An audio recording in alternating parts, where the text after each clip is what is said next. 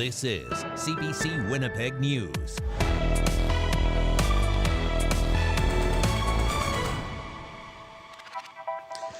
Good evening and thank you for joining us. Well, it is only December 23rd, but the holiday is over. That is the gas tax holiday. After a one-year absence, the provincial fuel tax is coming back on January 1st. The CBC's Bartley Kivas has the story. 2 days before Christmas, as you last-minute shopped, the NDP government announced a perk will be stopped. A year-long tax holiday on the gas in your car will not be extended, though it lasted this far.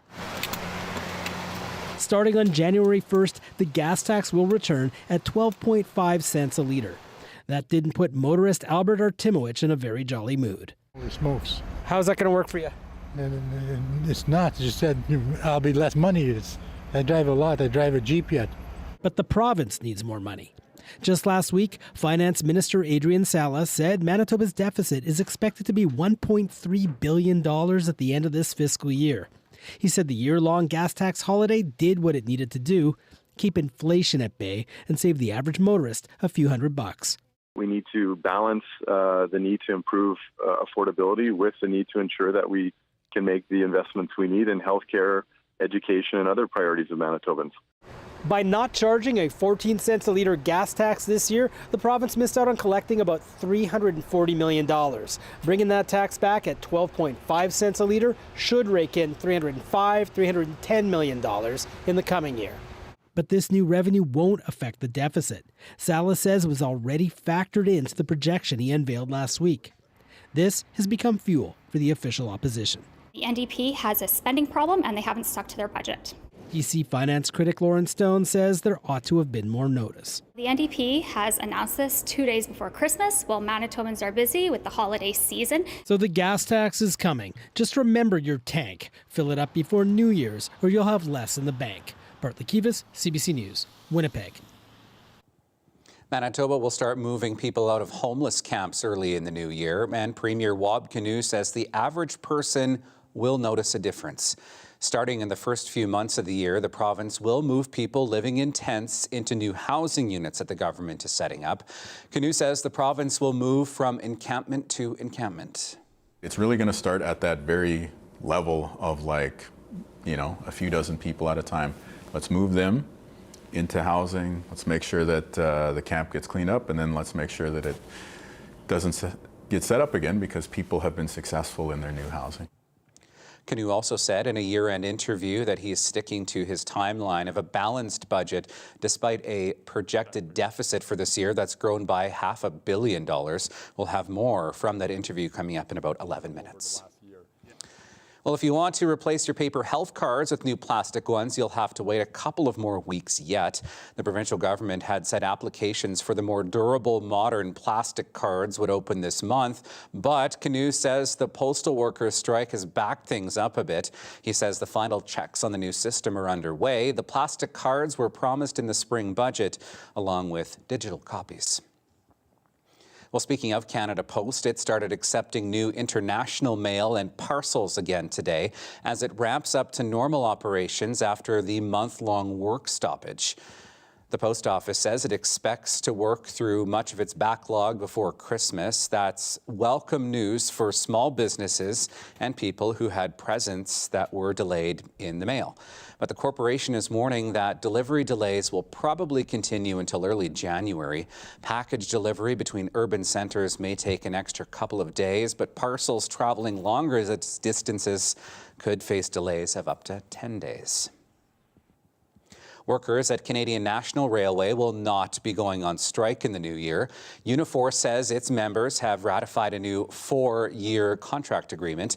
The union represents 3,000 people working at CN terminals across Canada. They include mechanics, crane operators, as well as administrative staff. Workers voted last month in favor of a strike that would have started on New Year's Day.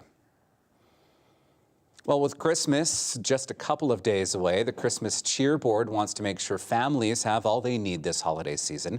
The Cheer Board prepared tens of thousands of hampers this year, but more than 500 were left over when all of those requests were filled. And as Mike Arsenault shows us, the board is making sure that that food does not go to waste. Good morning, Christmas Cheer Board. The phones are still ringing at the Christmas Cheer Board warehouse on Century Street. With only 2 days left before Christmas, volunteers like Sheila Warboys are putting in the time to make sure Winnipeggers have what they need for a happy holiday. Well, I know there's such a need in the community. Prices are going up. I see it every time I go grocery shopping. I don't know how people are managing in these times. I know it's very hard. The Christmas Cheer Board packaged close to 21,000 hampers for the 2024 holiday season. The organization's been handing out hampers for the last 3 weeks, but the warehouse isn't empty quite yet. We have an excess number of hampers, so we're making those available to folks who haven't already applied to us, and they can just come in and register here in the warehouse. Bell says a surplus of hampers is a good thing. Around this time last year, the not-for-profit had to decline requests after running out of hampers before the end of the holiday season. Bell says she vowed to never let that happen again. Bell says this year extra food was ordered and volunteers assembled roughly 1,000 additional hampers for this year. She wants to let Winnipeggers know they still have more than 400 hampers available for anyone who hasn't registered yet. As for Warboys, she doesn't plan on leaving her volunteer post until the warehouse is empty. Hopefully today and tomorrow we'll be busy. I know we're open a couple days after Christmas, and we need to get this food into people's hands. Bell says any food that doesn't get distributed in a hamper will be donated to Harvest Manitoba and other food banks throughout the city. Mike Arsenault, CBC News, Winnipeg. A snowmobile crash in southern Manitoba has claimed the life of a 10-year-old boy. It happened around 7:30 Sunday night northwest of Winkler. RCMP were called to the crash on private property near the community of Rosebank. Mounties say the boy was driving a snowmobile when he side-swiped a fence and lost control. The snowmobile slammed into a tree. The boy was taken to hospital where he died. Police say he was wearing a helmet and other safety equipment at the time. A prominent Winnipeg businessman is being remembered for his legacy as a philanthropist. John Buhler died on Saturday after suffering from a stroke. The founder of the farm machinery manufacturer Buhler Industries donated millions of dollars to hospitals and universities in Winnipeg. But beyond his philanthropy legacy, some remember Buhler for his character. He had a very exuberant personality and was always very enthusiastic about things, but also I think he was very caring. He was very conscious about people and their feelings. Buhler leaves behind his wife of more than 40 years. John Buhler was 91 years old.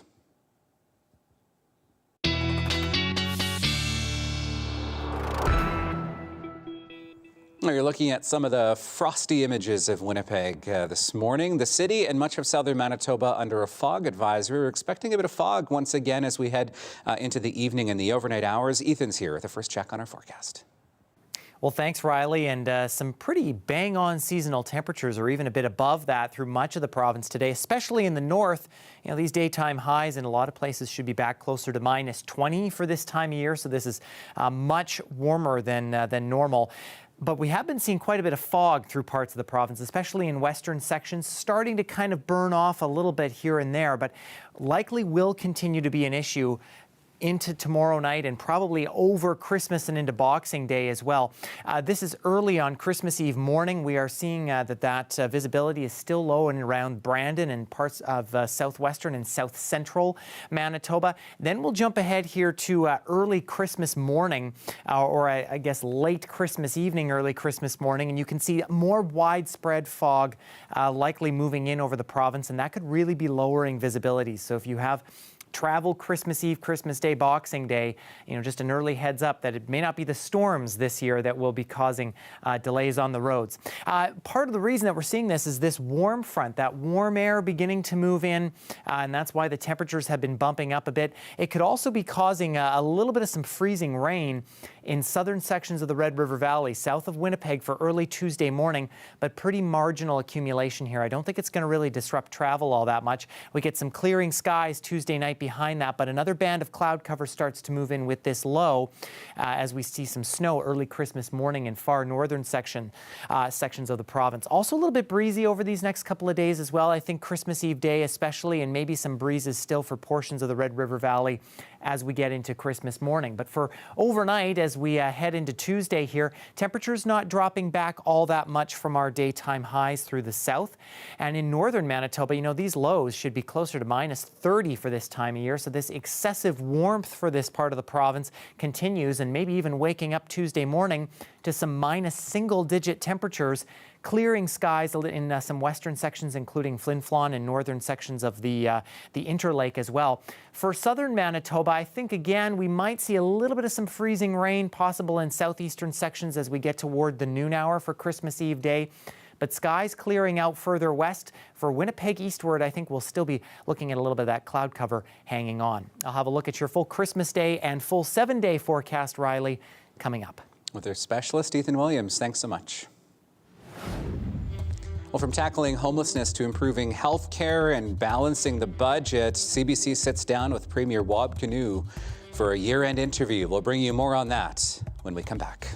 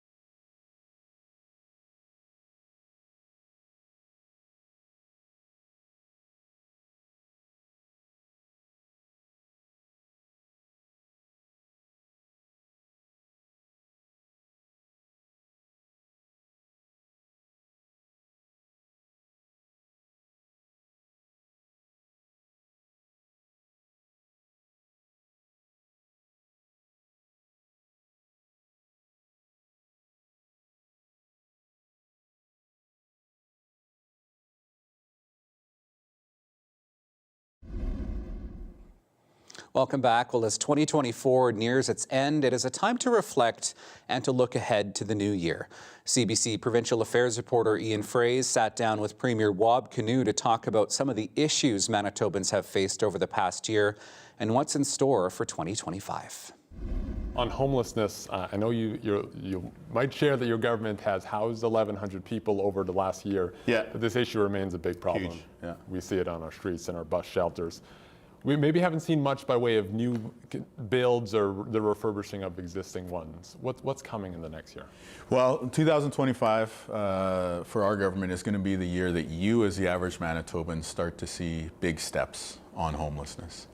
And what I can tell you about what we've been doing since the election, led by Bernadette Smith, the Minister of Housing, Addiction and Homelessness, is we've been building up the housing stock and the buildings that we need to move people from tents into housing and then to get them the services of addictions and mental health and other things so that they can actually stay in housing and not end up back in a tent in the future.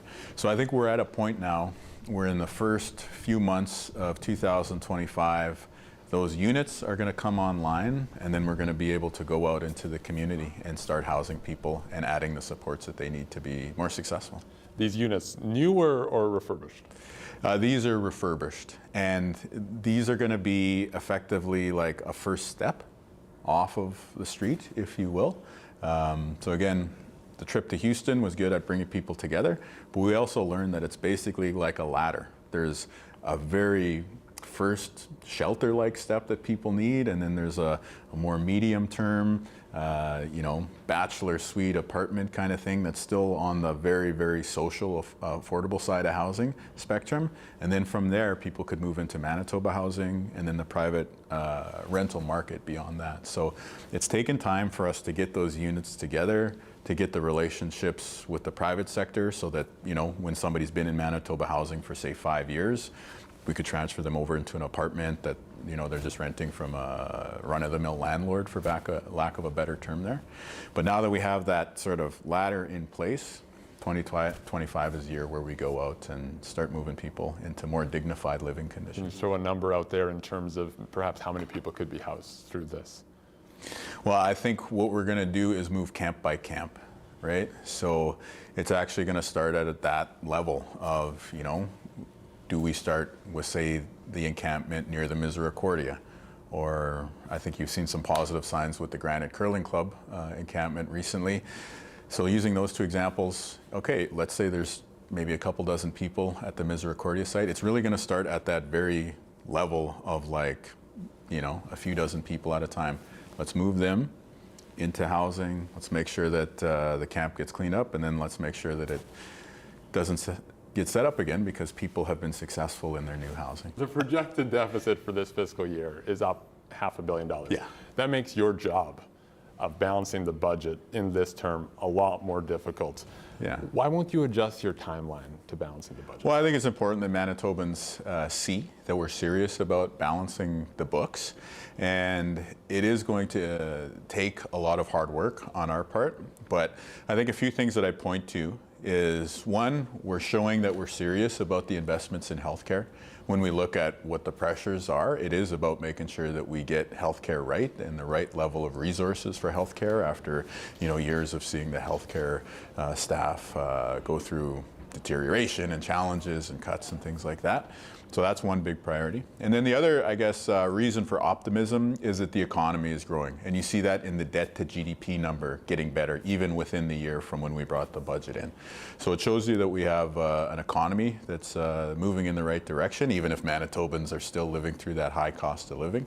So it is up to us to make these important decisions over the next couple of years to bring things into balance. You're not planning to budge from the timeline, though? Not budging from the timeline, no. How do you get to that path to balance? Because an array of political scientists and economists, they don't see that path to balance. How can you control costs when your spending this year is over 6%? You need to have it at 2.5% in the future years just to hit that path. Well, the first thing that we got to recognize is that we have to build our cost structure. And we have to do that recognizing that the previous government froze wages and cut healthcare. So we're trying to right-size things in a positive direction, making sure that people are getting a decent wage so that we can retain the healthcare staff that we have, making sure that we have more people so that we can cut down on the waits and cut down on the surgery times. So those are things that we're focused on these first 2 years in government. And once we have that clear cost structure, basically we're just trying to create a intersection in the budget of year 4 of our mandate. And basically what that means is we're building the cost structure, and then we're looking out at 2027. What are those revenues going to be like? And let's just make sure that the costs and the revenues align in 2027. Well, what would it sound like to play, say, a baseball bat violin or a banjo made out of a motorcycle rim? Perhaps a guitar made out of moose antlers is more your fancy. Well, in the town of Hilbury along Highway 6 near Fairford, 88-year-old Lauren Colley has been making unique instruments out of unlikely items for over 3 decades. CBC's Gavin Axelrod visited his workshop. Have a look. I was doing a wildcat rifle for a friend, and he knew I had a bit of a collection of stringed instruments, mandolins and little stuff. He suggested I put strings on a shovel. Well, being fussy with the measurements, it worked out real good. That's the first one I made. I first did the moose antler guitar in 2002. I walked into my shop one day for a screwdriver, and moose antler was laying on one workbench and a broken guitar on the other. And click, idea. And so I put this together. Like I said quite a few times, I'm not much of a musician. Or is there something else that you're like, this has to be like my next big project that you're thinking about? I feel like making using motors that are strong enough for industrial, like for farm, and make a hovercraft that I can ride around circulate around out here with it. My life has always been making stuff, and it's just so rich and rewarding. I'm not restricted to instruments, but they give me just about the most pleasure, I think.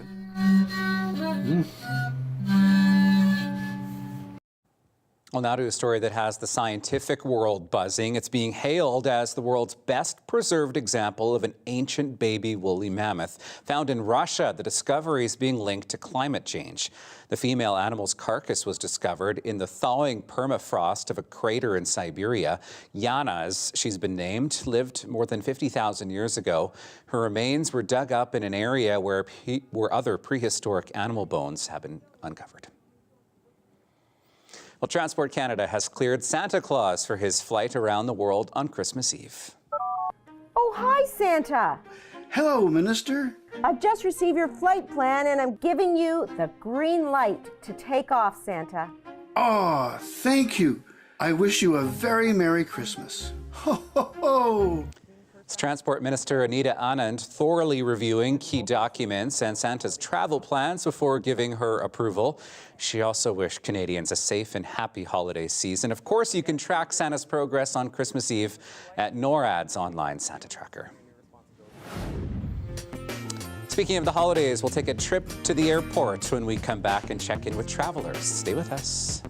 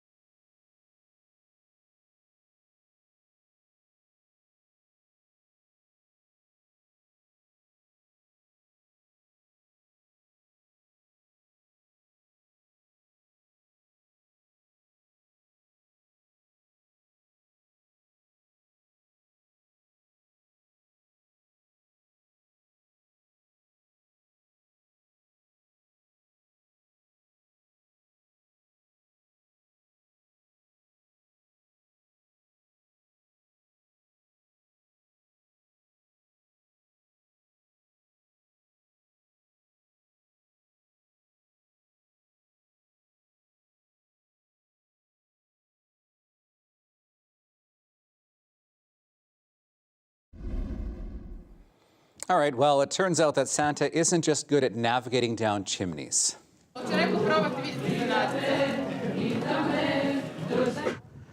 Volunteers dressed as Santa descended from a roof of a hospital in Croatia. The Santas climbed down to deliver presents to children as they looked on. A doctor says events like these really help cheer up children who spend the holidays in the hospital. Well, things really warming up over these next few days as we head into Christmas Day and Boxing Day. A real push of Pacific warmth going to be bringing temperatures to or even a little bit above the freezing mark as we head through the holiday week here.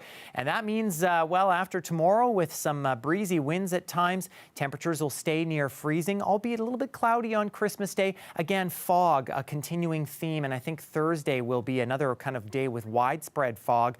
The possibility of some showers or flurries on Friday before temperatures take a bit of a dip for the weekend and the cloud cover moves back in. But as you can see, daytime highs and those overnight lows, Riley, staying well above seasonal, so good to get outside with the kids over this holiday season. Very festive. Thanks, Ethan. Well, whether you've just arrived or are planning to leave here, the holidays are a busy time at Winnipeg's airport. We stopped by to ask eager travelers where and how they plan to spend their holiday season in our Daily Lift.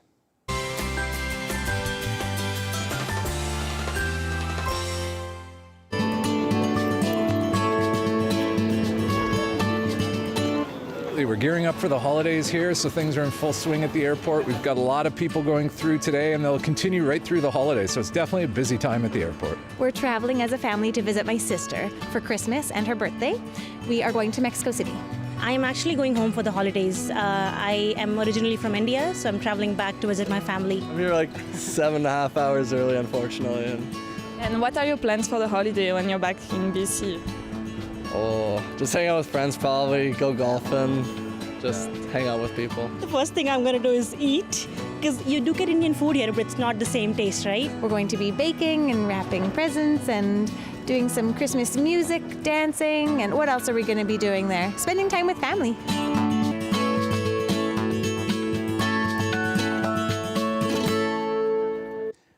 Goes without saying, but the Winnipeg Airports Authority says get there early if you have to be at the airport. That is our program for this Monday. Thank you so much for being with me. I will see you again tomorrow here at 6. Have a great night.